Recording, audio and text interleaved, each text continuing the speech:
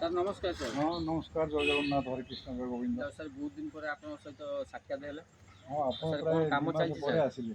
କ'ଣ ସାର୍ କାମ ଚାଲିଛି? କାମ ଚାଲିଛି, ଏ କୋବିଟା ସେକେଣ୍ଡ ମାଟି ଦିଆହେଉଛି, ଟିକେ ଟିକେ ସାମାନ୍ୟ ଖତ ଦିଆହେଲା, ତାପରେ ଟିକେ ପିଡ଼ିଆ ଦେଇକି ମାଟି ଦେଉଛି, ପାଣି ଇଏ ସାର୍ ମଡ଼ା କ'ଣ ହେବ। କୋବି ଲାଗିଛି?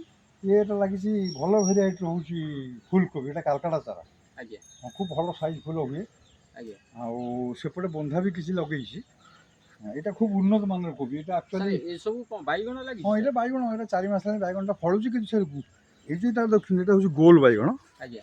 ଏଇଟା ଫଳ ଆସିନାହିଁ, ଆସିବ। ଏଇଟା ଟିକେ ଏବେ ମୁଦିଆ ଆସିଲାଣି, ଏଇଟା ଏବେ ଫଳ ଆସିବ, ଆଉ ଟିକେ ପରିଚର୍ଯା ହେବ ଆର।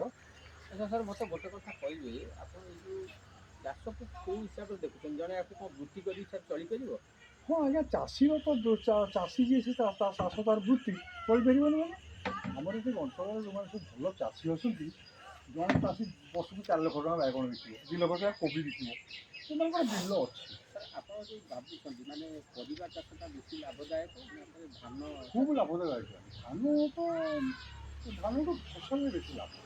ସାର୍ କେଉଁ ପ୍ରକାର ଚାଷ ସବୁ କ'ଣ ପନିପରିବା କରିଛନ୍ତି ବାଡ଼ିରେ? ମୋର ବାଡ଼ିରେ ସବୁ ଅଛି, ବିନ୍ ଅଛି, ଗୋଟେ ବାଇଗଣ ଅଛି, କୋବି, ମୂଳା, ପିଆଜ ସଣ୍ଡା, ବିଲାତି, ତାପରେ ସବୁ ପ୍ରକାର ଶାଗ, ଆଉ ପାଣି କଖାରୁ, ଧନିଆ ପତ୍ର, ଏସବୁ।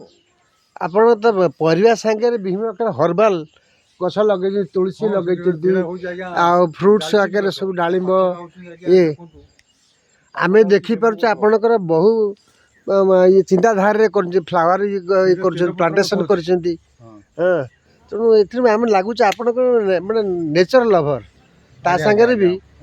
ଆଚ୍ଛା, ବର୍ତ୍ତମାନ ଆପଣ ଏଇସବୁ ଜିନିଷ ଆଗରୁ ଜାଣିଥିଲେ, ଶିଖିଥିଲେ ନା ଏସବୁ? ଚାଷଟା ସବୁବେଳେ ହିଁ ଭଲ ପାଏ। କାଲକାଟାରେ ଚାକିରି କରୁଥିଲି ଯେତେବେଳେ, ସେତେବେଳେ ବି ଗୋଟାଏ ଦିନ ଆସିକିରି 3ଟା 4ଟା ପର୍ଯ୍ୟନ୍ତ କାମ କରେ। ଏଭଳି କେତେ ବର୍ଷ ହେଲା କଲେଣି କ'ଣ? ଏଇଟା ଆଜ୍ଞା ପ୍ରାୟ 30 ବର୍ଷ ହେଲା ଆମେ ଚାଷ କରୁଛୁ। ଆଚ୍ଛା, ସବୁ ପ୍ରକାର ଫସଲ। ଏବେ ଆଉ ଟିକେ ଭଲ କରି କରୁଛୁ ଆଉ। ନିଜର ସ୍ୱାସ୍ଥ୍ୟ ବି ଫିଟନେସ୍ ରହିବ।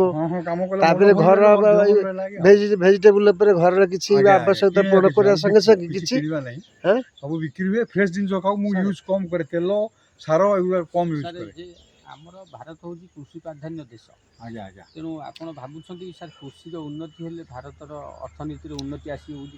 ଆଜ୍ଞା, ଜିଡିପି ନିଶ୍ଚୟ ବଢ଼ିବ। କୃଷି ଆପଣଙ୍କର ଯଦି ଗୋଟାଏ ଲଙ୍କା ଗଛ ଯଦି ଆପଣ ଲଗେଇବେ, ବର୍ଷ ସାରା ଲଙ୍କା କିଣିବେନି, ତାହେଲେ ଆପଣଙ୍କର ଲଙ୍କା ଖର୍ଚ୍ଚ ରହିଲା। ତେଣୁ ଏମିତି ଯଦି ଗୋଟେ ଗାଁରେ ଧର ସମସ୍ତେ ଲଙ୍କା ଲଗେଇଲେ, ତାହେଲେ ସେ ଗାଁରେ ଆଉ ଲଙ୍କା କିଣା ହେଲାନି, ତାହେଲେ ବଢ଼ିଲା ଗ୍ରସ୍ ଡୋମେଷ୍ଟିକ୍ ପ୍ରଡ଼କ୍ଟ ବଢ଼ିଲା। ଆପଣଙ୍କର ଅସୁବିଧା କ'ଣ ଅଛି? ଜୟ ଜଗନ୍ନାଥ। ଜୟ ଜଗନ୍ନାଥ।